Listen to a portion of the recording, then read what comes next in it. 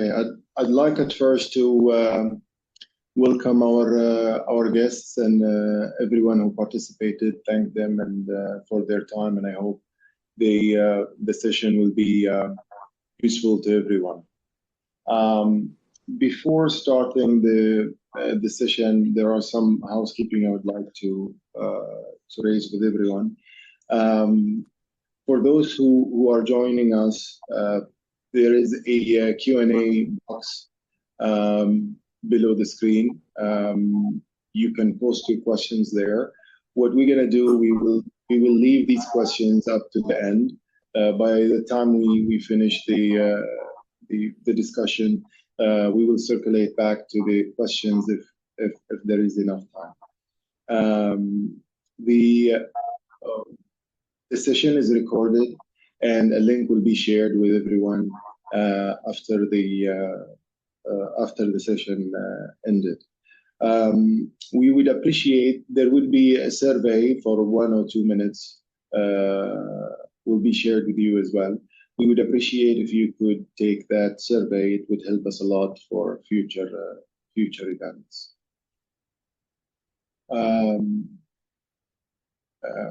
Now I would like to introduce the panel, my colleagues who are going to speak. We have Sonia Barbar. She's an international lawyer recognized, and she works as a of counsel at Al-Ansari and an associate. Sonia has been practicing in the Middle East for over 20 years. She's been advising clients on all facts of their operations. Prior to her role with Al-Ansari, Sonia was the Group General Counsel for a member of Qatar Ruling Family Holding Company.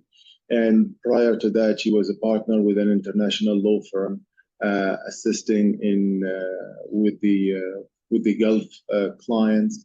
And one more information, she used to be my boss at that international firm. We have with us Omar Azmi. Omar is the registrar at Qatar International Court and Dispute Center, Resolution Center. Prior to this role, he practiced first as a barrister. He's cross-qualified as a solicitor at a large international firm. Omar practiced within the government, working for the General Attorney of England and Wales. He acted for high net worth individuals in civil and criminal investigations just prior to his arrival to Doha. Omar is undertaking his doctorate at Oxford University. I wish him all of the best. We have as well with us Tom Ogg. Tom is a barrister at 11 KBW, a Chambers in London. He's a trial advocate and advisor who is been instructed in commercial and regulatory cases, particularly those with an employment-related angle. He's ranked by the Legal 500 as a senior junior for English bar in the Middle East in the commercial matters. He's acted in a number of cases before the QICDRC and the DIFC as well.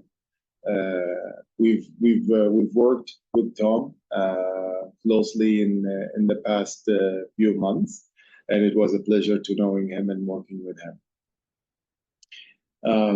Now I should introduce myself. My name is Al-Ansari. I work as a partner at Al-Ansari and Associate.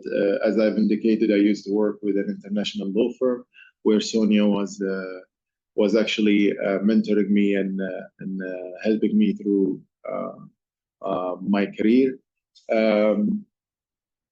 I will be starting by the introduction and a brief background on the Qatar International Court. The list of people who are joining, I think the majority of them are practicing lawyers and they have experience. So I'm assuming that most of you know the basic background of the court. But anyway, for the sake of the the session, I'll give a brief introduction. So the Qatar International Court has been set up as part of the state's initiative to create an attractive investment environment in the country. It was set up with the incorporation of Qatar Financial Center. At that time, we all of us, we were surprised, and we acted a bit unhappy because we didn't understand the system. We didn't know how it will operate. It's based on a common law system, so it was a bit strange to the local community. However, the QFC and the Qatar International Court have done a great job in promoting, introducing the processes and the law to the public, especially for the legal sector. So the court simply it's set up in a two-level system of adjudication. It starts with the first instance court and then the appellate court. Each court consists of three judges. I think the main difference between the QFC International Court and the local courts that the judges in the local courts are appointed by His Highness, the head of state. However, for the Qatar International Court, they are appointed by the Prime Minister through the Council of Ministers. However, both of them have the same powers and the same, to some extent, when it comes to the decisions, the effective of these decisions are the same.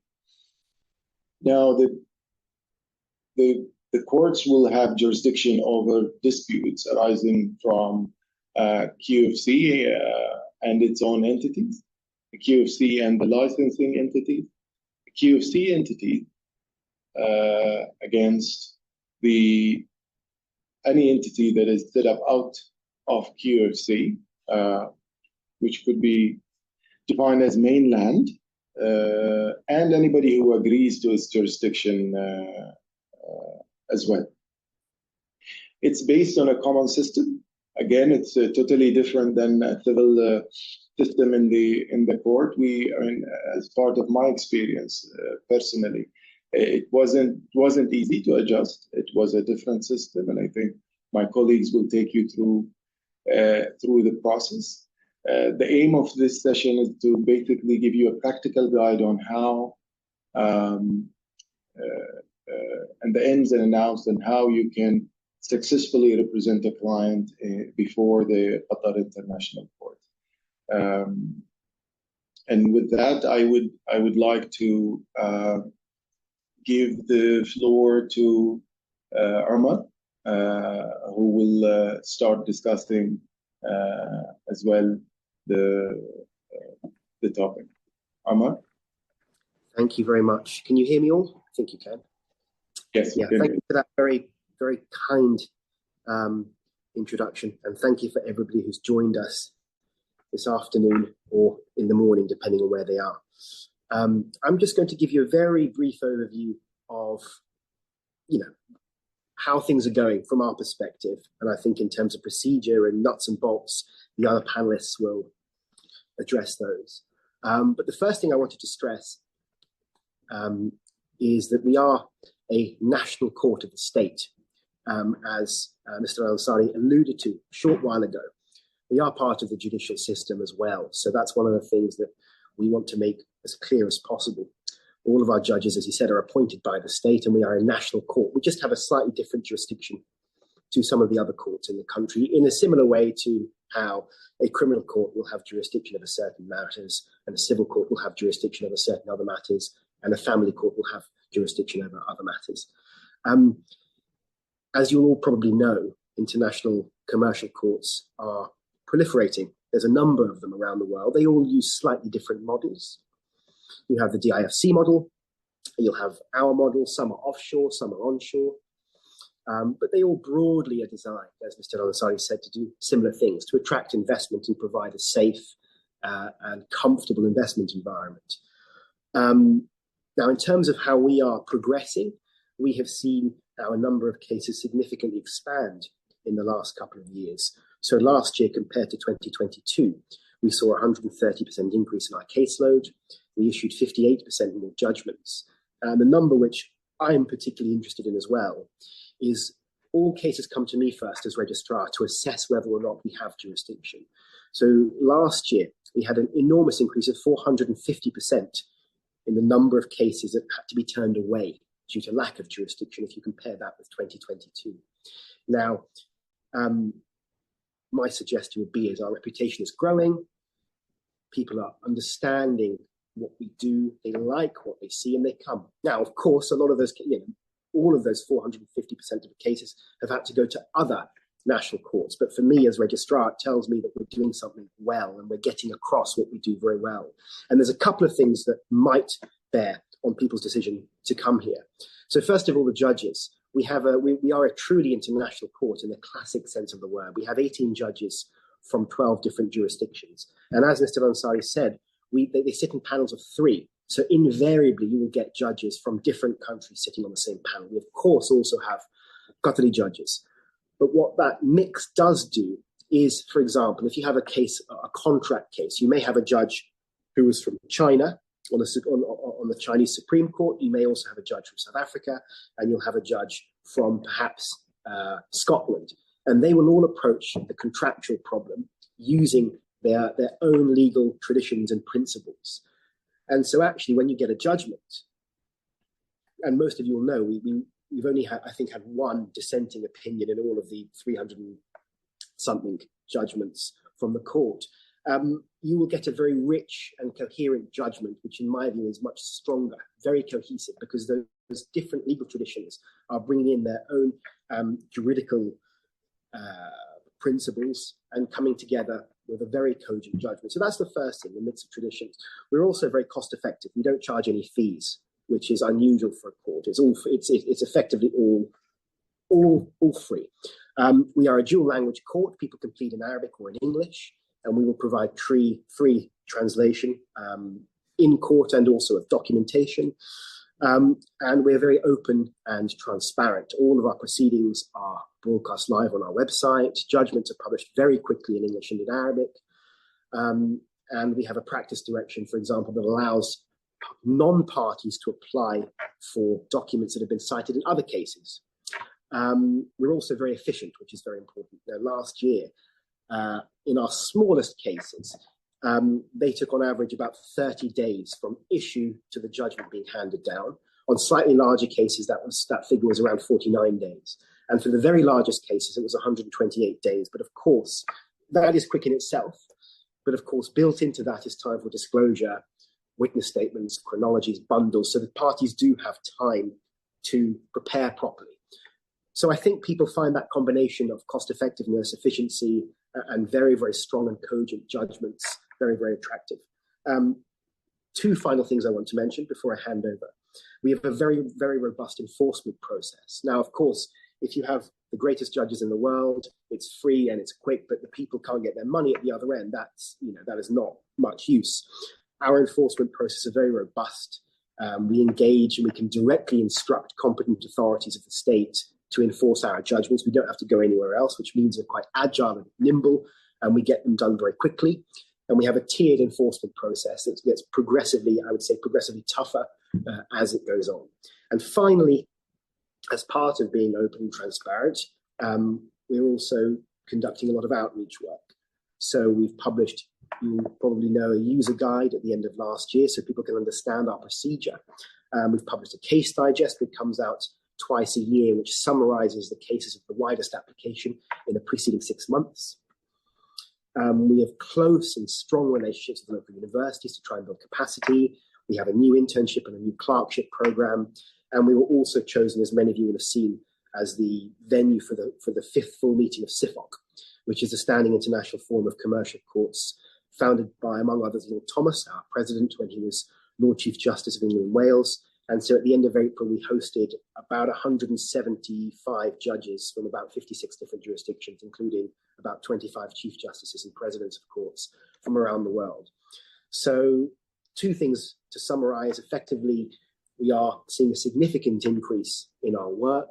And as I said, I've given you a few reasons why I think that might be the case. And secondly, we are a very open court. We're willing to engage with people, and of course, always happy to host people if they want to come and visit. So I hope I haven't gone too much over my time, but I'll now hand over.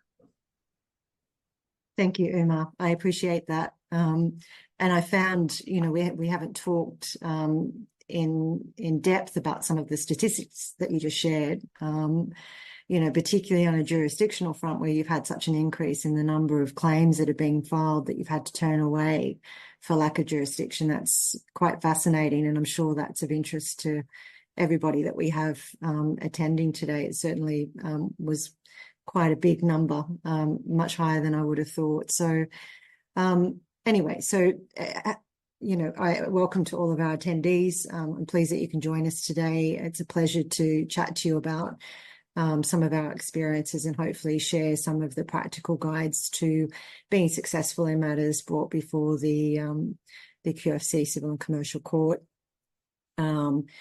It's worth noting, I think, and Umar's already alluded to it, that the QICDRC website has a range of materials, and I intended to touch on the user guide that Umar spoke to a few moments ago. It was published, as he said, at the end of December 2023, and it's a very, very practical and official guide on conducting matters before the QFC courts, and I'd highly recommend downloading a copy of that. It answers most of the questions that you could practically have in terms of how to proceed before the court.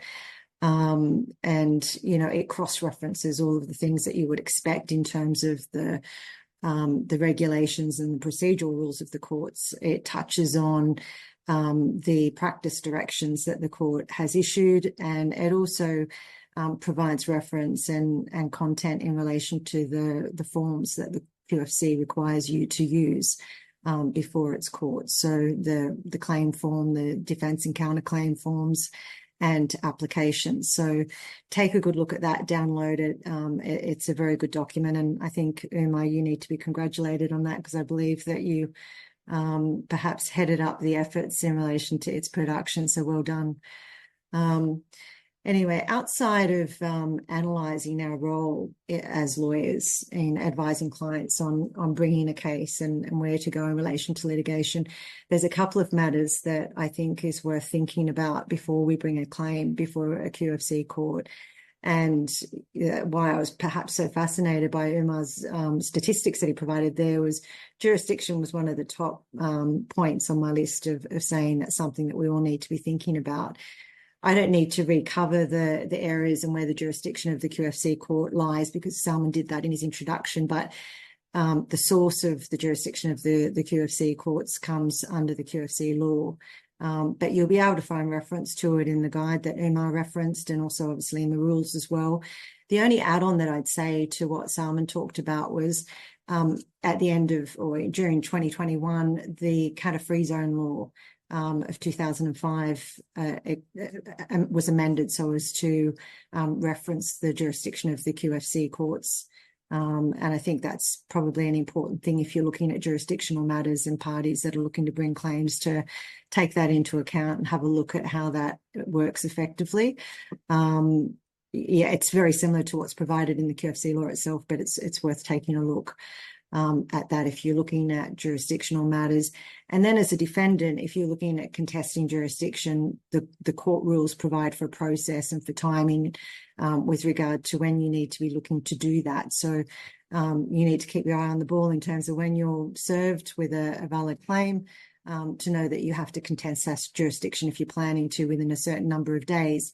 That's putting aside the fact that you have a registrar and somebody like Umar that's going to be looking at that in any event. So from a claimant perspective, be sensible with regard to analysing that up front. But from a defendant perspective, obviously you need to check that as well and decide how you feel about jurisdiction of the QFC courts if it's put before you and your client.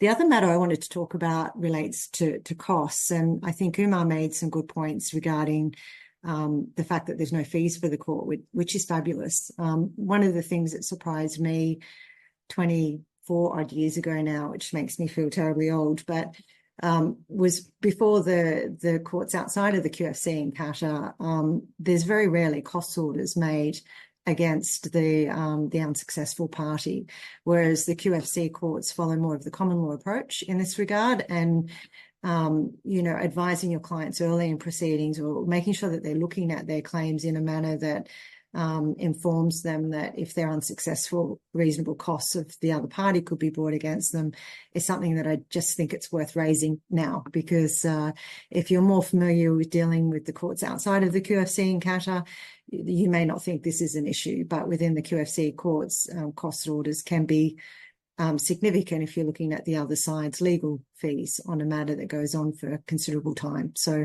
and I think Umar's going to talk a little bit more about how those costs are assessed a bit later on, so I'll leave it there. But it's one of the preliminary matters that I think is worth touching on for the reasons I've stated. But so then turning to the process of submitting and drafting the pleadings, I've mentioned that the claim forms, again, this is fairly practical, and probably for a lot of the practitioners who are familiar with things, is that the claim form should be following the rules and also the form that's provided by the court. There's things that must appear in that claim form. So you need to include, obviously, the parties' particulars, the nature of the dispute and the facts relied upon, together with all of the relevant documents. The basis for the court's jurisdiction is important to raise as well. And the legal basis for the claim should be addressed together with the remedy that's being sought. One last comment in relation to what should be attended to in the claim form is to keep it as succinct as possible. I don't think the court's looking in that original claim form for something that could be set out in 10 pages to get pleadings that are 100 pages long, but Mark can correct me if I'm wrong in that regard, and he likes that level of reading right at the beginning of matters. So once you've prepared the claim form, it gets submitted to the registry, and then the registrar considers the same, and if he considers it within the jurisdiction of the court and appropriate, he'll issue and date it, stamp it, and you've got 4 months from then to serve that on the defendant. So I'm not going to cover all of the relevant considerations of service today. I think, again, we perhaps don't have time by the time we turn over to other people on our panel, but it's important to know that it is in that user guide or the maroon book that Umar's prepared for the court. And also, the only probably thing outside of that that's worth mentioning is if you're serving outside of Qatar, you will need to have an eye on what the service requirements are in the country where you're undertaking the service. So keep that in mind. That's probably one thing just a little bit outside the box, and dealing with international companies inside and outside of the QFC is quite a common thing. So make sure that you address that. And once service has been affected on the defendant, you need to notify the registry and provide proof of service. Turning to the defence and the counterclaim, again, it needs to sort of be prepared in accordance with the form that's provided by the court.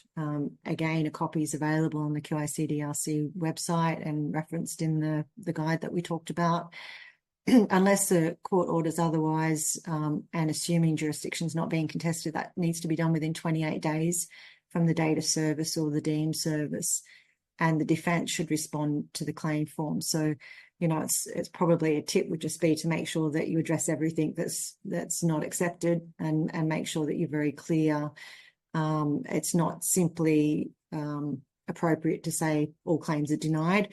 You have to actually go to some trouble to explain the reasons for the denial of the statements and provide some support and legal provisions that you rely upon in relation to that. So, as with the claim form, it needs to be served in accordance with the rules. So I think probably at this point, one of the other issues I wanted to highlight was just the eCourt platform. Umar, I don't think referred to that at all, but it's an electronic filing and case management system, and all parties to disputes are required to file their pleadings and documents through that platform.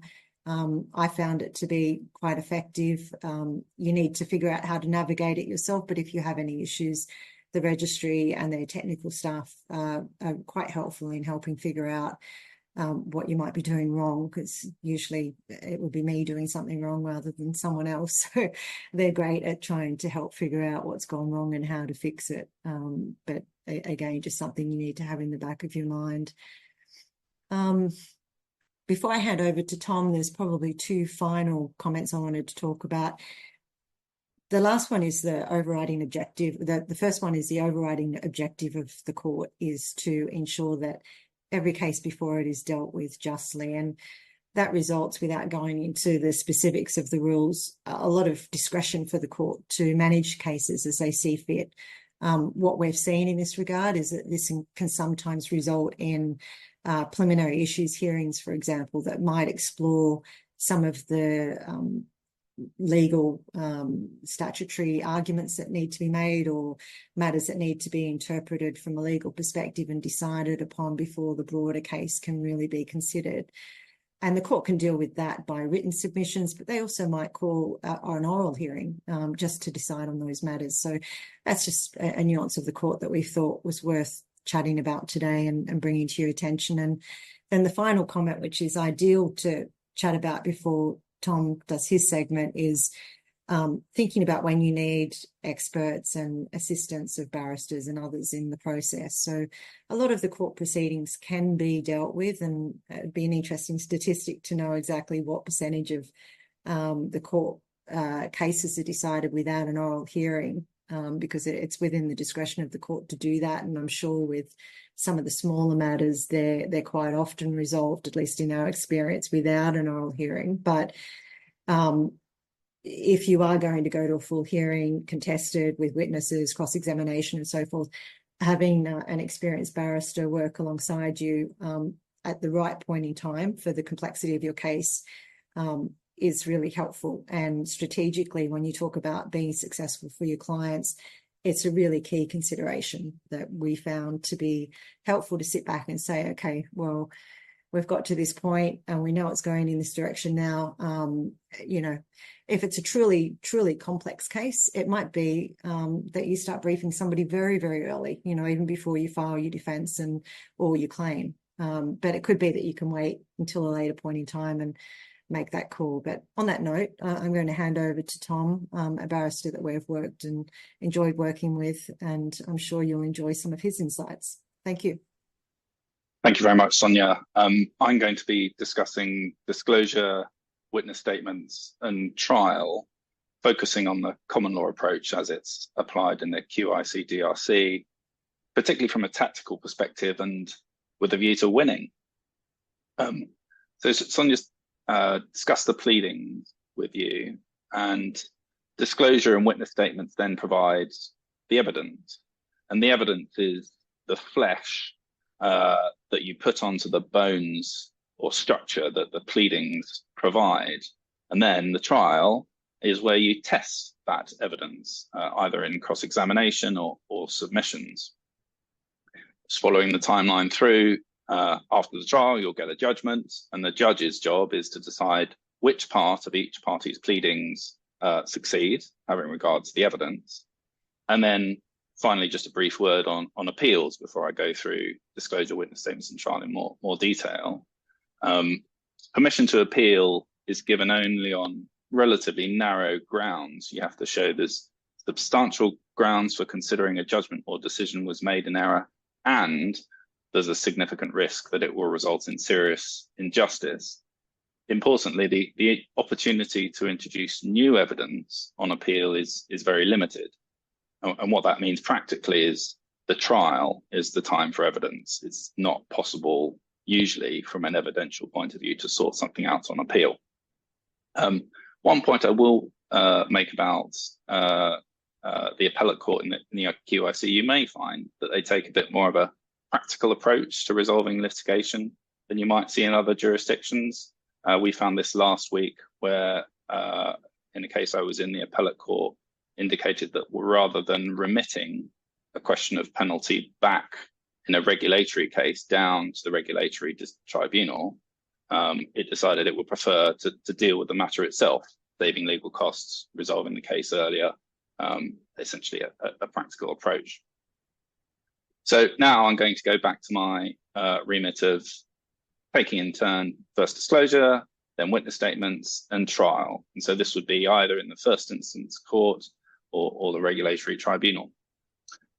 So disclosure. Disclosure in this jurisdiction, in the first instance, is composed of documents on which you rely, usually with the pleadings themselves, much like the approach seen in arbitration. However, the court rules, this is Article 26, as they're fleshed out in the user guide known as the Maroon Book, which I also think is an excellent document, and in the standard directions, which you can find at the back of the Maroon Book, that provides that a party can make a request for specific disclosure of relevant documents.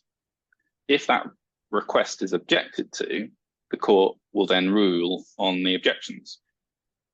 So just stepping back a moment, given that the parties are only required to disclose documents on which they rely, that means they don't have an obligation into standard disclosure in UK civil proceedings to disclose documents which undermine their case or which support your case.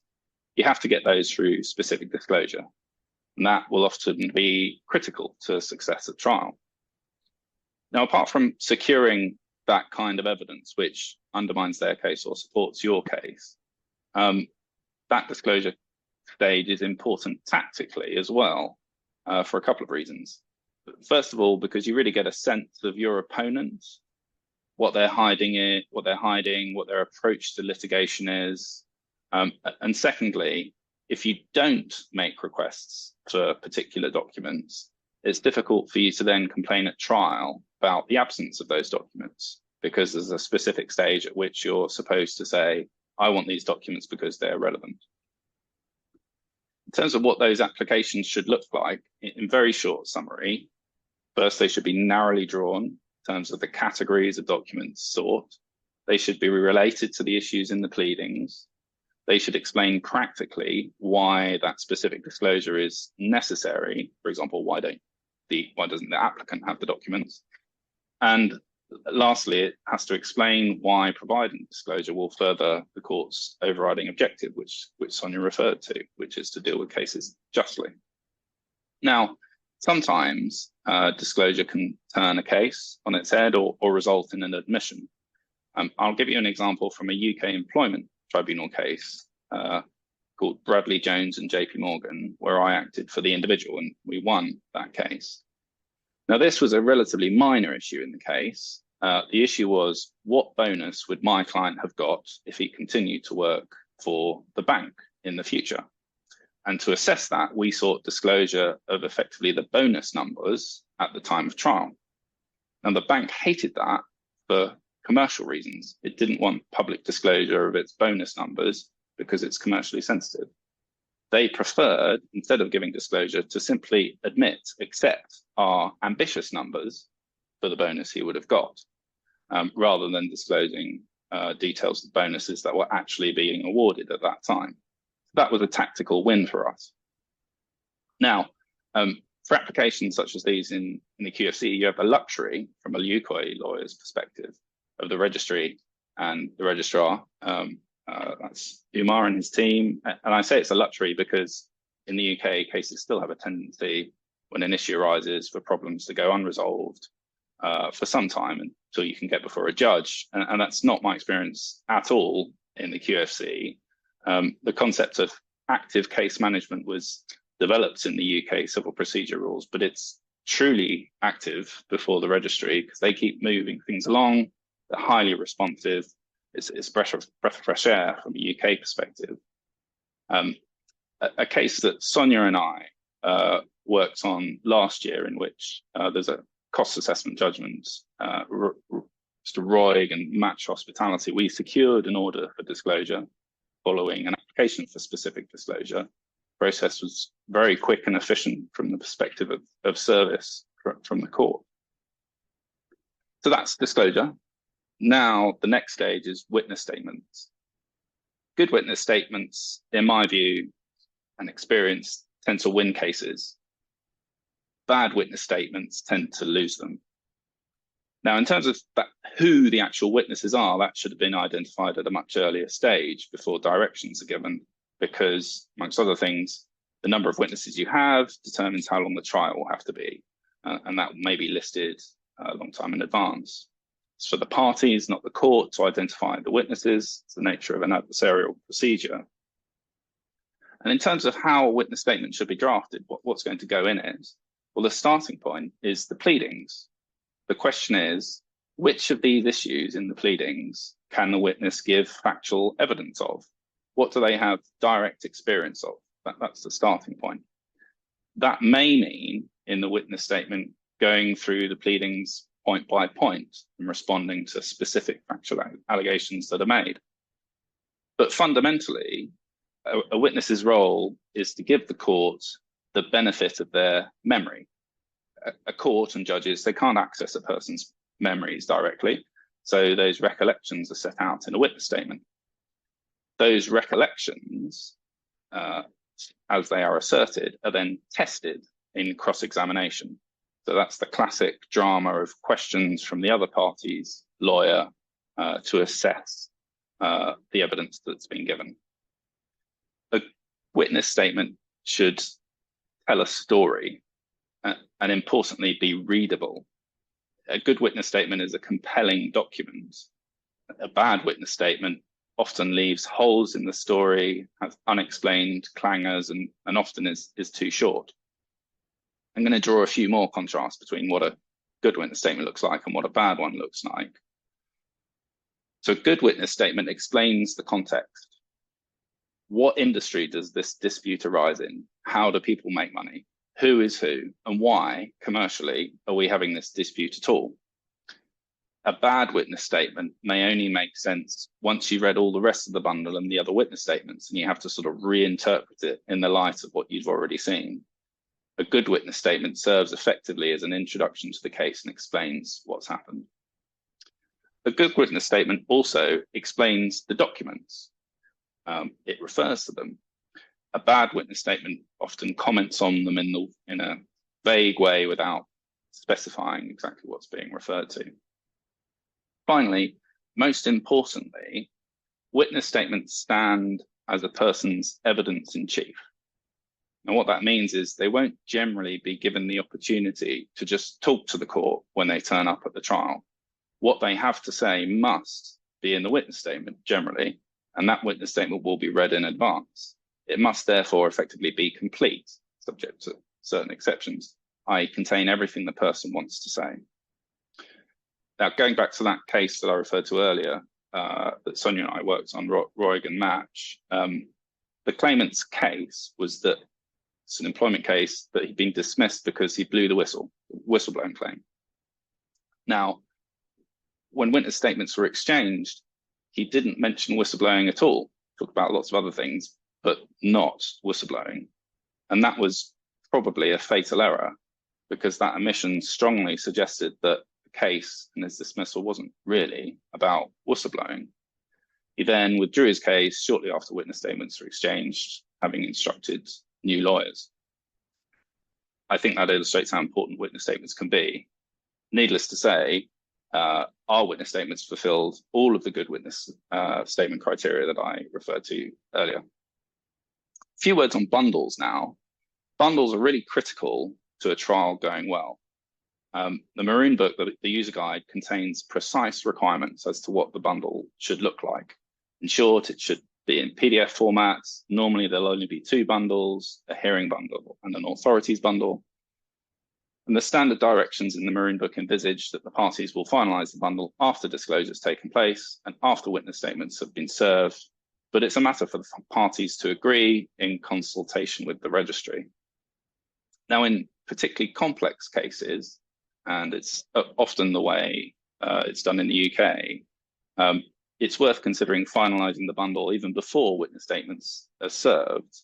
The advantage of that is you can refer to the specific page numbers in the bundle, and the bundle doesn't change. Later on, the skeletons can also do that. Then you can either add the witness statements on the back, the hearing bundle, or maybe have a separate witness statement bundle. Generally, I would say, in my experience, that the earlier the better for bundles. So those are the main pre-trial steps. Now we're at the point of the trial. Prior to the trial, the parties will exchange skeleton arguments. They are relatively short documents where the main points are to be made. And the best skeletons are short, focus on the core of the case, explain the case to the court so that it can understand what it's about briefly, and then importantly persuades the court that your client should win. Now, as a matter of practice, thinking about preparation for a trial, I always draft my closing submissions at the end of the trial before I do much of the rest of my trial preparation, and in particular, drafting my cross-examination of witnesses. And the reason for this is that you have a target, you have a plan and reason why you're doing everything in the trial. And in particular, most importantly, it focuses and narrows the questions that will be asked in cross-examination. And that's critical, because you don't tend to get lengthy listings in this jurisdiction, so you have to be really focused. And knowing where you're going allows you to focus on the key questions and not bother with the irrelevant or only peripheral questions. So just on those practicalities for trial, they're usually in person, usually in English, but there is a right to have a hearing in Arabic. And as mentioned, translation services are free, it's public. Often in advance, you'll agree a trial timetable.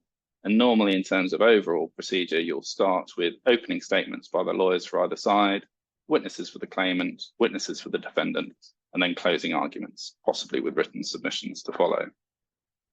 Often the most important part of trial will be cross-examination of the witnesses. So I'm going to concentrate on that a little before I hand over to Umar to talk about cost assessments. What has to be done in cross-examination is to challenge a person's witness evidence where you intend to contradict that evidence in your submissions later on to the court. That's why it's critical to be clear what your closing submissions will be, as that dictates what questions you'll ask in cross-examination. So let me give you a practical example of that. You've got a contractual dispute. Hamza says in his witness statement that he didn't sign the contract. Your case is he did, and he did so electronically. You will want to say in submissions to the court, he signed it and he did so electronically. But because he's provided a witness statement providing evidence signed by a statement of truth to the court will accept that evidence unless you challenge it in cross-examination and say to him, you signed the contract electronically, didn't you? You have to say that in order to make the point later in submissions. There are, of course, other purposes to cross-examination. One is to tell a story so the court understands what the case is about. And the other, of course, is to undermine the credibility of a witness. Now, in bar school, where barristers learn to cross-examine, they start off by teaching you only closed questions, i.e. ask questions that limit the scope of the answer. So in other words, yes-no questions. And that's the starting point. The idea is you sort of control where we're going, control the witnesses, the phrase. Often more powerful are the open questions, ideally questions that can't be answered without undermining that person's own case. So to take our example a moment ago, why does this printout show you signed the contract electronically? It's the kind of question that if the documents support the question, it's difficult for them to provide an answer that won't help you. Another approach is essentially to just get them talking. And that's because sometimes overconfident witnesses say things that undermine their credibility, and that can turn a case. So going back to that JP Morgan case I referred to earlier, in that case, the boss summoned an employee to a meeting. The employee didn't know what the subject of the meeting was. He had no idea what they were going to talk about. This was in the financial regulated sector, and the employee was accused in that meeting of unlawful trading, known as spoofing. Now, whilst being cross-examined without real prompting, that witness said that he would have expected, this is the boss speaking, he would have expected the employee to turn up to that meeting with a dossier of evidence to defend himself, because you should be constantly monitoring what trading you're doing, and you'd know if there's an issue, and you document it and turn up to any meeting, regardless of its subject, with that dossier. Unsurprisingly, the tribunal found that a bit strange and decided that because of that comment, the boss had closed his mind against the employee and believed him guilty, whatever the employee did. It's an example of an overconfident witness effectively given a little bit of rope and he hanged himself. So once the trial is over, judgment issued, any question of appeal resolved, there's then the issue of costs. And I'll hand over to Umar now to discuss that topic. Thanks, Tom. It was very, very clear. Yeah, thank you for leading people through that, because that stage pre-trial is very, very important to make sure everything goes well at trial. And if a case isn't ready, we just pull it, because the whole point is to have it ready for trial. And if a couple of days before, I'm not of the view that it's going to be of assistance to the court and to the parties to go ahead, we can just vacate the trial, which effectively means cancelling it until a later date. And that also leads on to costs. So the approach we take is effectively what we call costs follow the event, which effectively means it's in Rule 33, I think, that the successful party will generally have a costs order in their favour, so that the unsuccessful party will have to pay their reasonable costs. Now, the way that's normally done is that comes to me as registrar to assess them. It's effectively a separate judgment at the end of the case on the issue of how much does one party, the unsuccessful party, normally have to pay the successful party. The principles that we use is that, of course, only reasonable costs are allowed. Now, what does reasonable mean? Reasonable means, in this context, reasonably incurred and reasonable in amount. So reasonably incurred will mean, is that a reasonable item to order the unsuccessful party to pay? So, for example, a skeleton argument being drafted, that would be a reasonable item. That would be reasonably incurred. If a lawyer puts in their cost bill, shining their shoes before going into court, bill for that would not be reasonably incurred, and they generally wouldn't get that. Well, they wouldn't get that. I think I can say that's fair to say.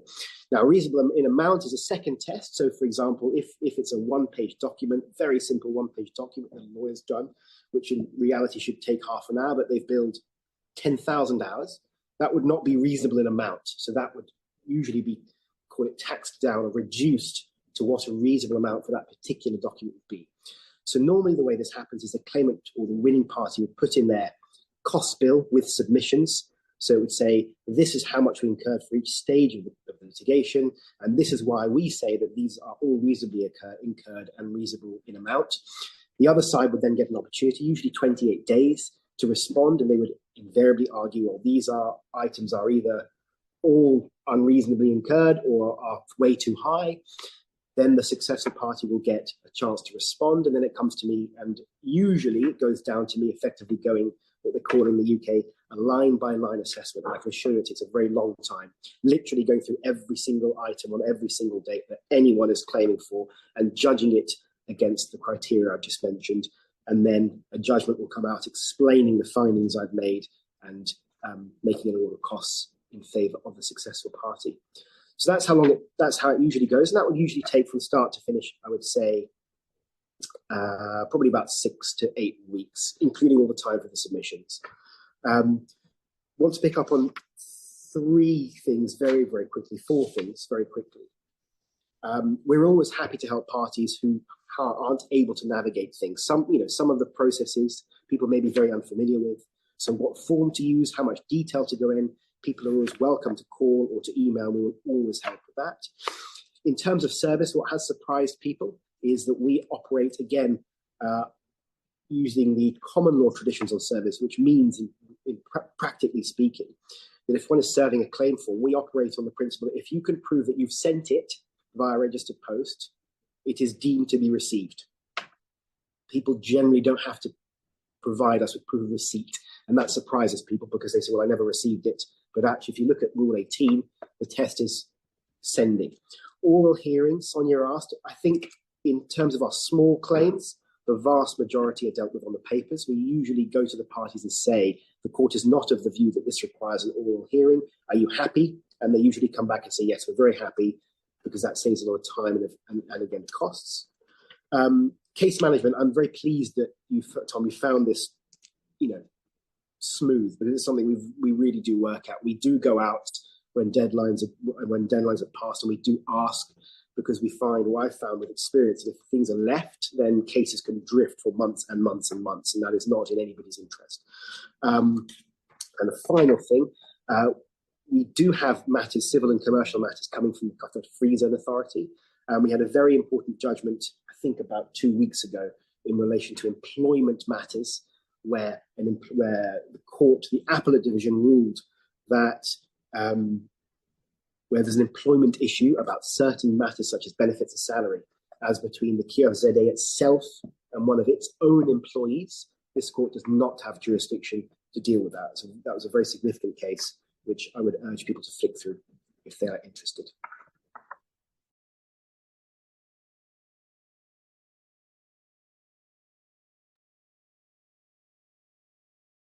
Thank you, Omar.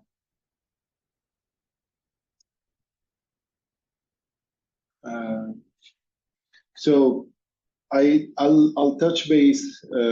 First of all, I thank my colleagues, and I'll touch base on the enforcement process, and it's noteworthy, as Omar indicated at the beginning, that the system is one legal system, even though there are two different processes and procedures within the state. Recently, the state of Qatar has issued an enforcement law, which reading the preamble leads me to understand that QFC will be as well subjected to it, to the extent that it doesn't contradict with its own rules. In that law, the legislator has tried to aim and achieve 2 points. One is fast enforcement. Two is to eliminate the processes that are unnecessary. For example, if you have a bounce check or an arbitration award, the current process before the issuance of the law would allow you to challenge through once the arbitration award has been issued, and you can challenge before the Court of Enforcement. At this stage, the Court of Enforcement does not have much power. The law itself indicated that the judge cannot or should not suspend or delay the enforcement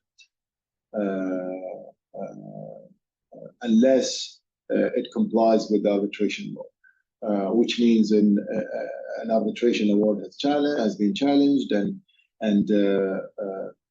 a decision to that effect has been issued. To some extent, to that extent, the lease agreements, actually the settlement agreements. So you don't have to go through a full litigation to enforce a settlement agreement. So that shows you progress in our system. And I think not for the first time, but in this law, there was a clear indication of the online system with processes, which I do believe it is attributed to the Qatar International Court, because they've been the first or the pioneers when it comes to the judiciary who've actually implemented a system, an electronic system for the adjudication in Qatar. And I think the local courts have followed step. The enforcement process is very simple, very easy. And Omar, you can correct me if I miss anything that is related to QFC. My understanding that both are almost similar. Once you have a judge, you submit a request for enforcement, the requirements are fulfilled, a judge issues an order, and that order could be communicated to the relevant parties to enforce it. A judge has the ability to seize assets, to block bank accounts, all of the normal processes and aspects. I do believe that one of the things that were surprising to me, when just before the World Cup, one of the discussions that QFC, the International Court CEO, had with the organizers of the World Cup is the mechanism of enforcing the decisions and contracts, and once you hear that, you understand is as much as we feel and I'm talking as a local lawyer who has not been basically exposed to the similar system of a common law in education, as much as you feel it's complex and it's not as easy. I was surprised to understand it was more simple than probably the local court at the time. So one of the things I do believe that helps companies and assist them in their endeavors is understanding the processes, understanding even for lawyers. Sometimes we face difficulties when it comes to enforcement, but with the new system, with the new process, it is clear enough to the extent that us as lawyers our job would be facilitated easier than before. And with that, I conclude the part on enforcement. And Umar, if you have any issues you would like to add, please feel free when it comes to enforcement. I've got one small thing. I completely agree with everything you said. You set out our processes quite clearly. For anyone who is interested, we do have a little bit of enforcement guidance in the user guide, and we will, hopefully within the next month or two, well, perhaps a bit longer because summer's coming up, we'll have a page on the website highlighting exactly how things go, because most people obviously know how enforcement works, but often the process is slightly unfamiliar, and we do want to make it as easy as possible for people. So there will be detail on the website explaining exactly how things are done and what the court can do.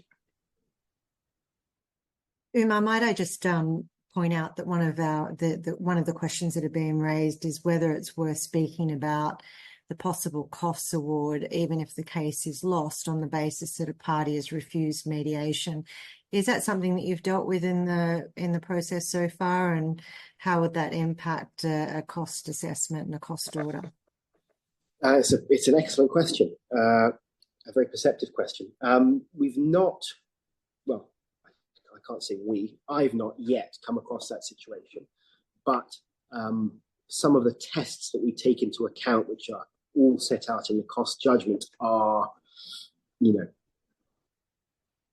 related to what offers have been made and what efforts have been made to try and stop the case at a certain point.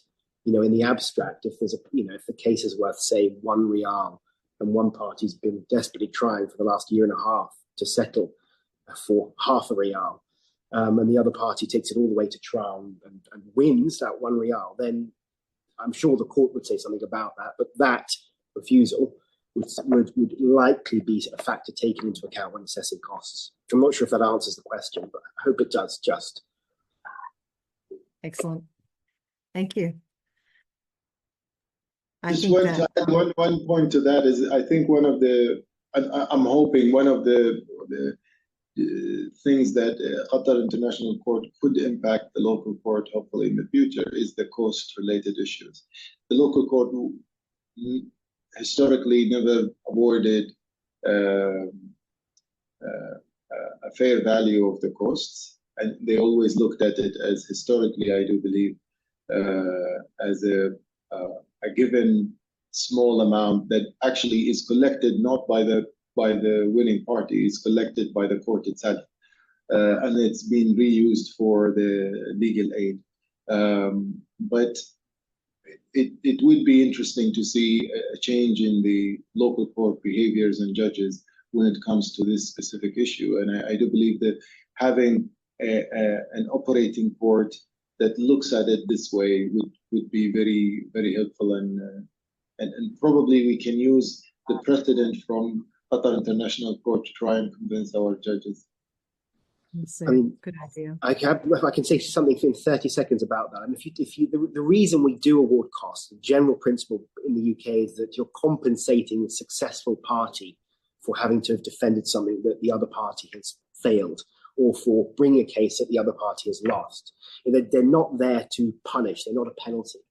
And if you know, just using a very extreme example, if a case is completely unjust and totally hopeless, but a party still has to go through the motions of going through litigation and incurs costs, say, of $150,000, equity, from a general principle perspective, demands or suggests they should be compensated to a certain extent for being forced to spend that amount of money. So that's the principle behind it.